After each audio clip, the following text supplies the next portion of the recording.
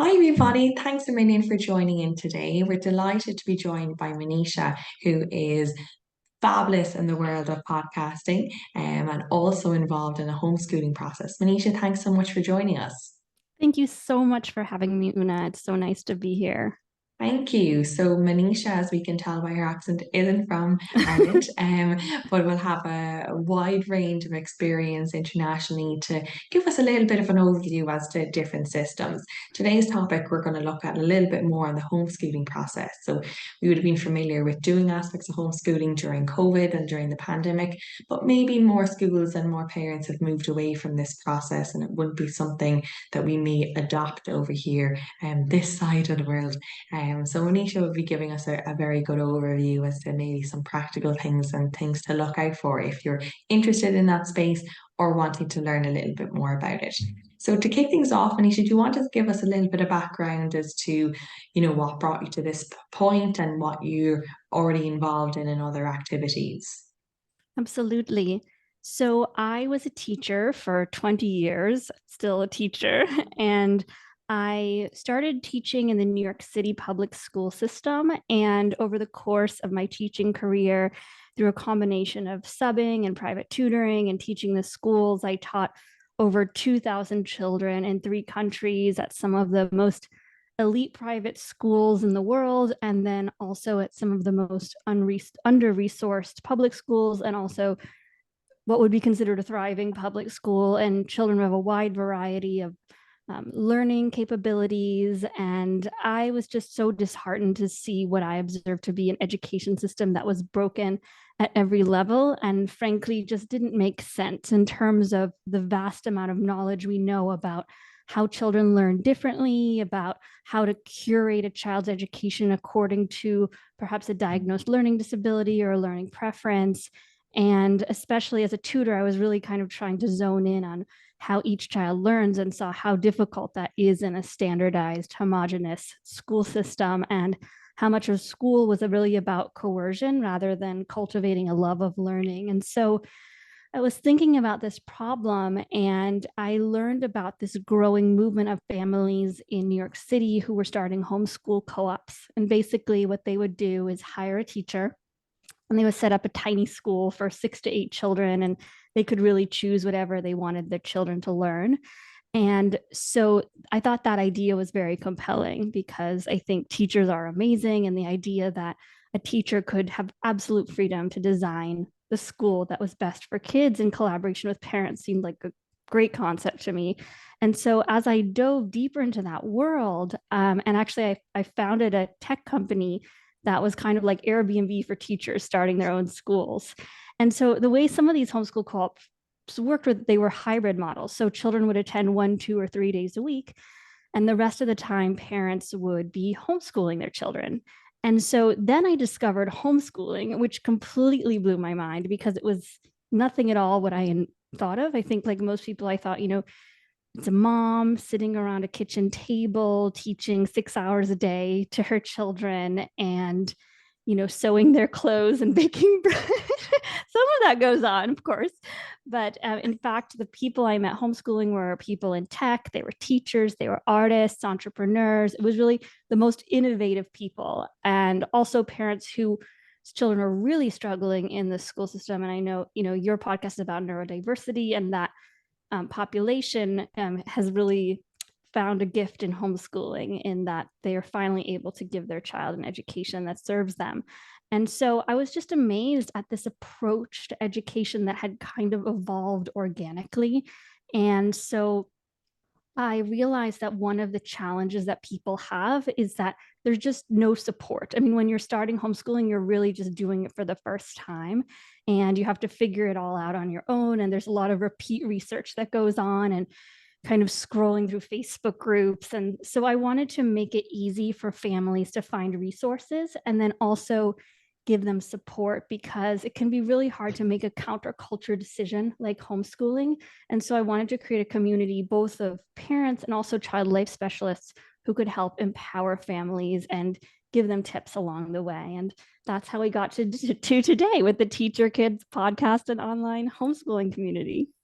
Amazing. Thank you, Marsha. That sounds fabulous. And I suppose, as you mentioned, from an Irish base, maybe homeschooling isn't something that, would be adopted by many in terms of, lifestyle and bits and pieces. I suppose maybe a main initial question and something we might look at is from the social side. So I suppose an ongoing query might be, well, if a child or a student is being homeschooled, how might that maybe hinder their social skills, and what kind of tools might you suggest as to, might help that or help ease that process? Certainly. So I can't speak exactly to statistics in Ireland, but in the United States, homeschooling is exploding. It has tripled since the pandemic. And one of the results of more and more people homeschooling is that these very large homeschooling communities have emerged. So most of the homeschoolers that I know, and most of the homeschoolers I've met, are in urban areas like New York and San Francisco, but they have lots of friends, and even smaller suburban areas. In rural areas, it can be a little bit trickier, but it's not really any different than having an only child in a rural area. It's the same set of problems. So, first of all, there are many people homeschooling. It's very social. And what's also exciting is that parents can curate the social experience for their children. So it's not like you're just stuck with a group of kids the same age who you may or may not resonate with, but you can choose your friends. A lot of the kids will have one day where they're going to forest school, and another day where they might go on a field trip with other homeschoolers. There might be a dad who's a professor of science who teaches a science class for all the kids. Another day they might have a play date. What a lot of families I've seen do successfully is have a weekly board game night. And I often suggest, if you're trying to get a social life going for your child, especially if you're more introverted yourself, just having a consistent weekly board game night that you post in your homeschool group and everyone knows that they can come and that's there can be a great way for children to make friends. So the social lives of homeschoolers are wonderful. I mean, they're mixed age groups. The groups are very diverse because a lot of people are homeschooling because they have been ostracized from traditional school. So they're quite inclusive. In the USA, Black homeschoolers is the fastest growing group. It's grown 5 times. There's 16% of Black Americans that are homeschooling right now. So you can imagine the diversity, and it's really extraordinary. And then the other facet of this is that I often encourage parents to think about, what does socialization mean to you?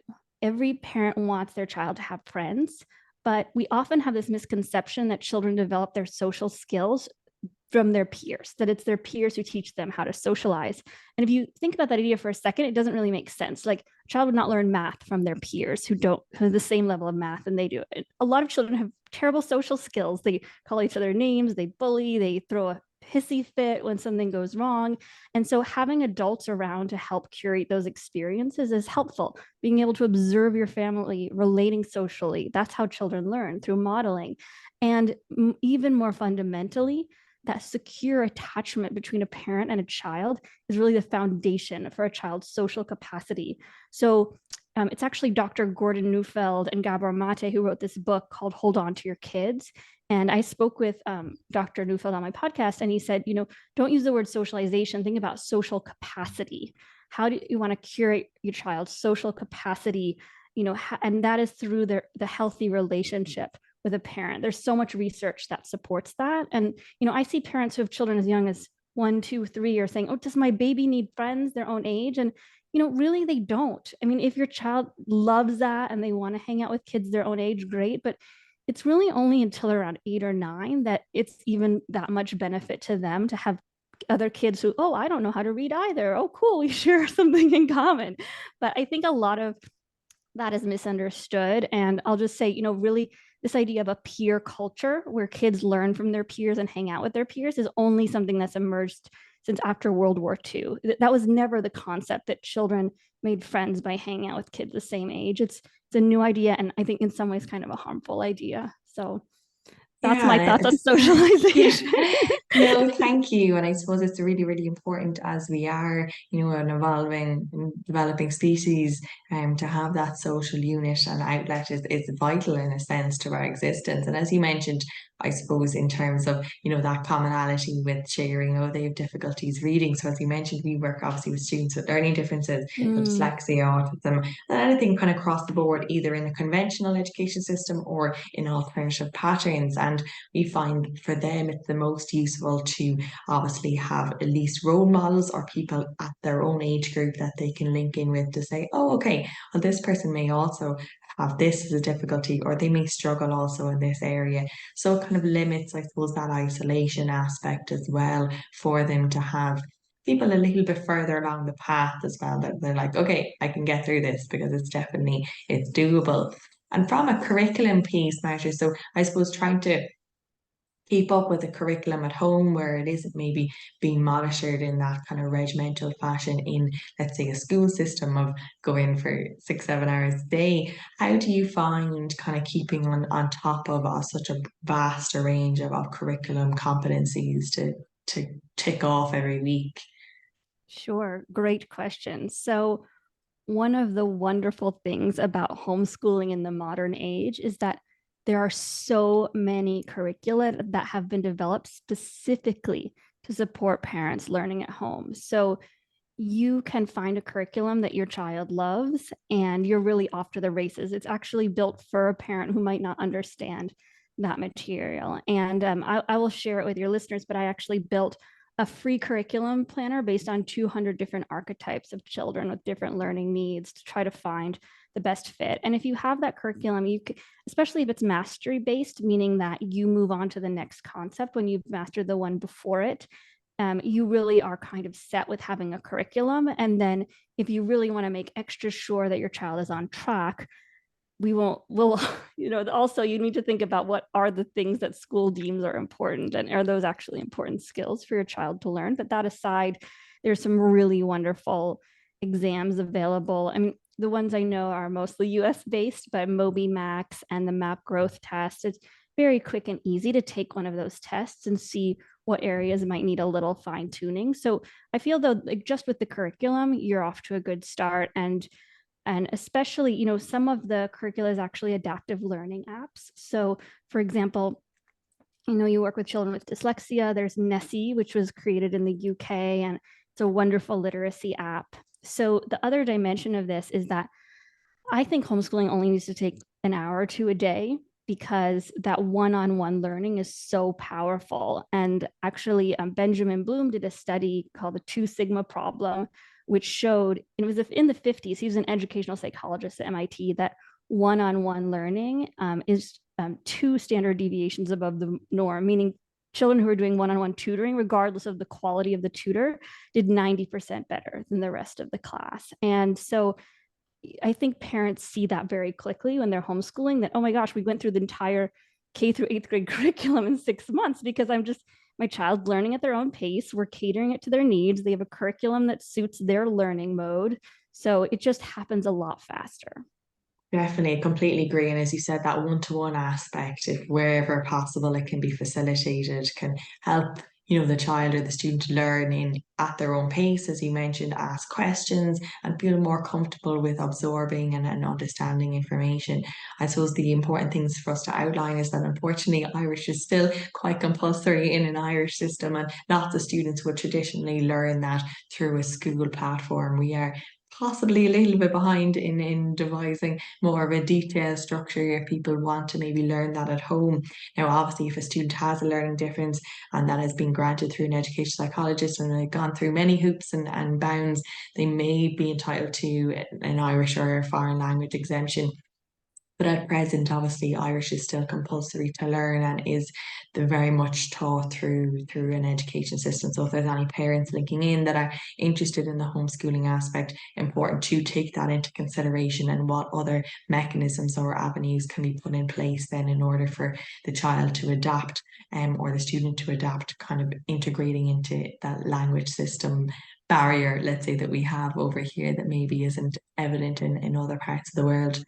Marsha, thank you so much. So if people want to kind of link in with you and learn a little bit more or find out any of your fabulous offerings, tell us a little bit more of what they can do.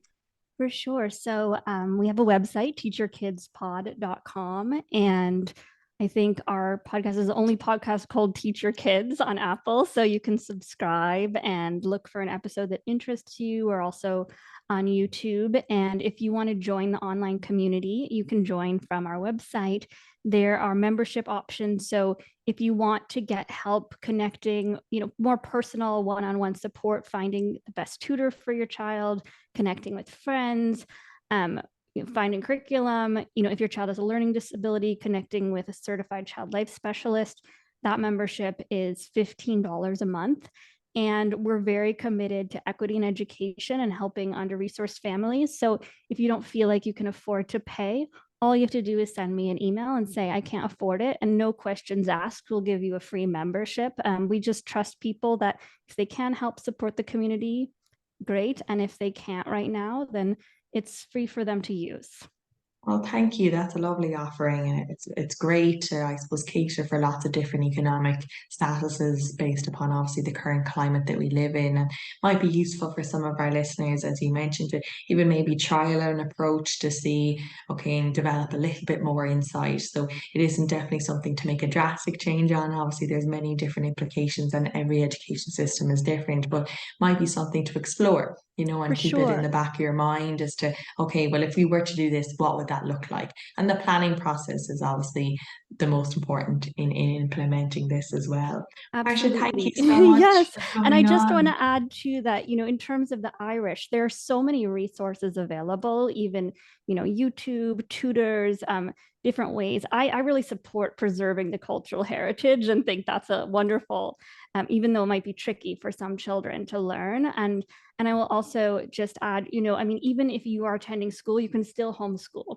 You can still curate your children's education and bring more tools in to support their learning.